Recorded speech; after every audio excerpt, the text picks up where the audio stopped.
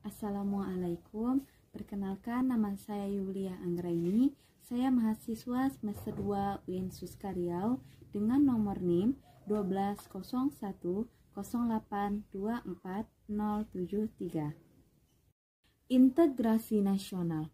Masalah integrasi nasional merupakan persoalan yang dialami hampir semua negara, terutama negara-negara yang usianya masih relatif muda, termasuk Indonesia.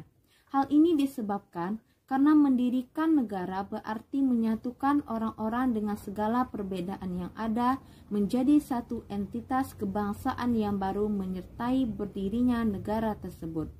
Begitu juga negara Indonesia yang usianya masih relatif muda.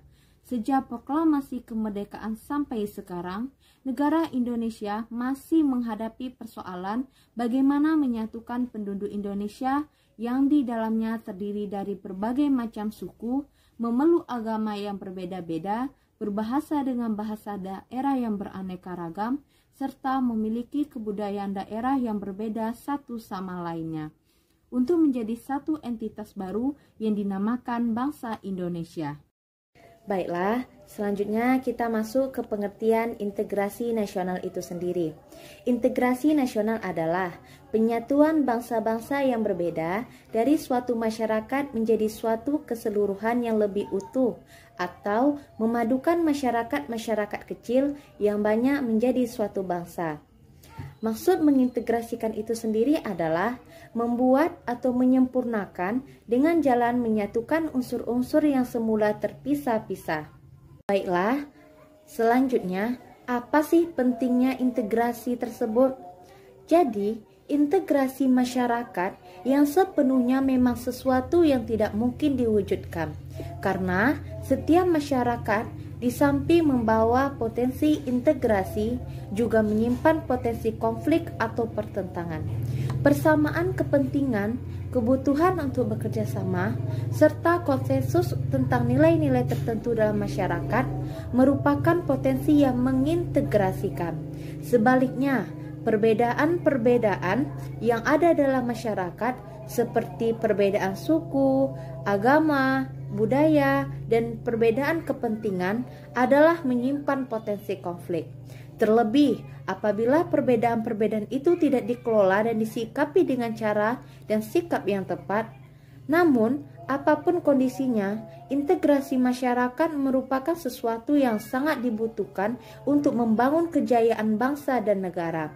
Dan oleh karena itu, perlu senantiasa diupayakan kegagalan dalam mewujudkan integrasi masyarakat. Berarti kegagalan untuk membangun kejayaan nasional bahkan dapat mengancam kelangsungan hidup bangsa dan negara yang bersangkutan.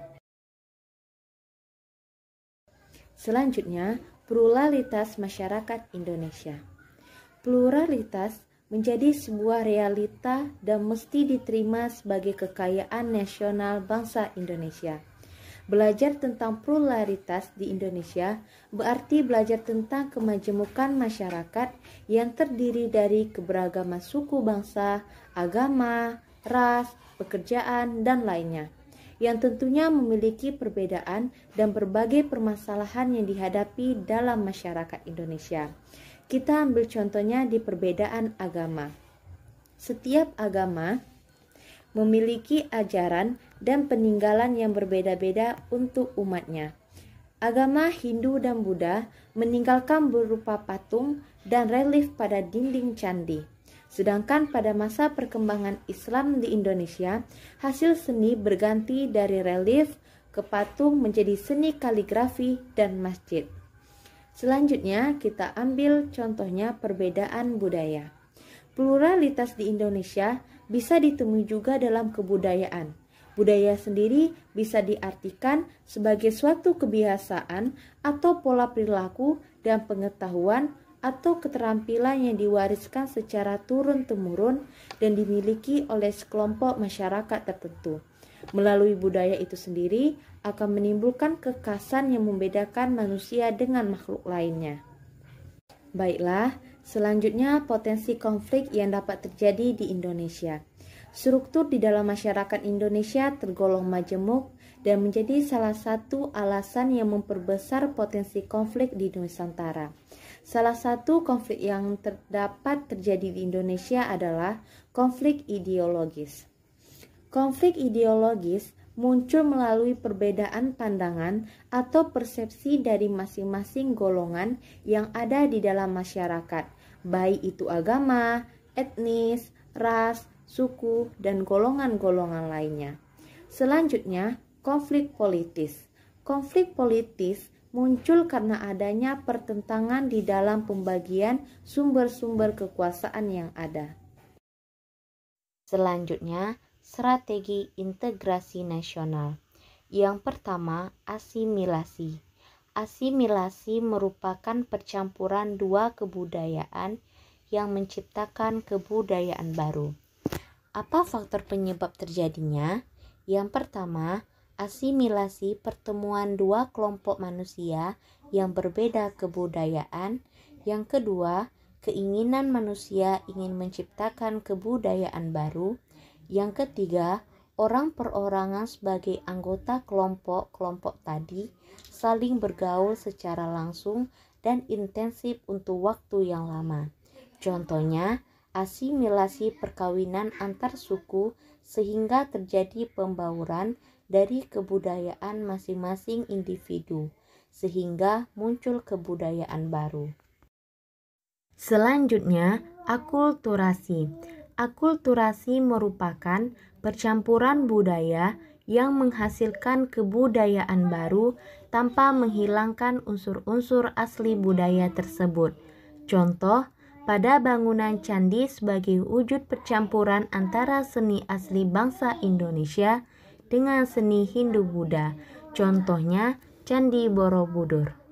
Selanjutnya, pluralisme. Pluralisme merupakan sebuah paham yang menerima keberagamaan yang ada. Contohnya, Presiden Abdurrahman Wahid yang menjadikan Hari Raya Agama Minoritas Orang Konghucu sebagai Hari Raya Libur Nasional. Baiklah, selanjutnya dimensi integrasi nasional. Dibedakan menjadi dua. Yang pertama, dimensi vertikal.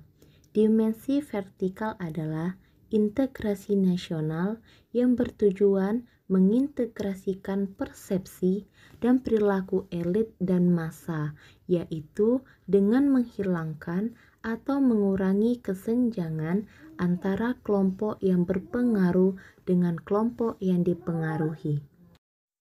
Yang kedua, dimensi horizontal. Dimensi horizontal adalah proses integrasi pada upaya menjembatani perbedaan yang dilahirkan oleh faktor teritorial atau termasuk kultural dengan jalan mengurangi kesenjangan yang ditimbulkan oleh faktor-faktor. Selanjutnya, mewujudkan integrasi nasional. Salah satu upaya mewujudkan integrasi nasional adalah menanamkan nilai-nilai Pancasila, jiwa sebangsa dan setanah air, dan rasa persaudaraan agar tercipta kekuatan dan kebersamaan di kalangan rakyat Indonesia. Selanjutnya, faktor-faktor pendorong integrasi nasional. Yang pertama, adanya perasaan senasib dan sepenanggungan. Yang kedua, keinginan untuk bersatu di kalangan bangsa Indonesia sebagaimana dinyatakan dalam Sumpah Pemuda. Yang ketiga, rasa cinta tanah air di kalangan bangsa Indonesia. Yang keempat, rasa rela berkorban untuk kepentingan bangsa dan negara. Dan yang terakhir, adanya simbol kenegaraan dalam bentuk Garuda Pancasila dengan semboyan Bhinneka Tunggal Ika. Selanjutnya, faktor penghambat integrasi nasional di Indonesia. Yang pertama, masyarakat Indonesia heterogen dalam faktor-faktor kesukubangsaan dengan masing-masing kebudayaan daerah, bahasa, agama, ras, dan sebagainya. Yang kedua, wilayah negara yang begitu luas, terdiri atas ribuan kepulauan yang dikelilingi oleh lautan luas. Yang ketiga, besarnya kemungkinan ancaman, tantangan, hambatan, dan gangguan yang merongrong keutuhan dan kesatuan dan persatuan bangsa, baik yang berasal dari dalam maupun luar negeri.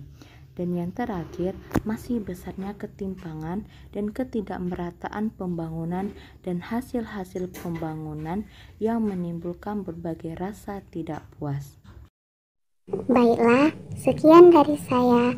Wassalamualaikum warahmatullahi wabarakatuh.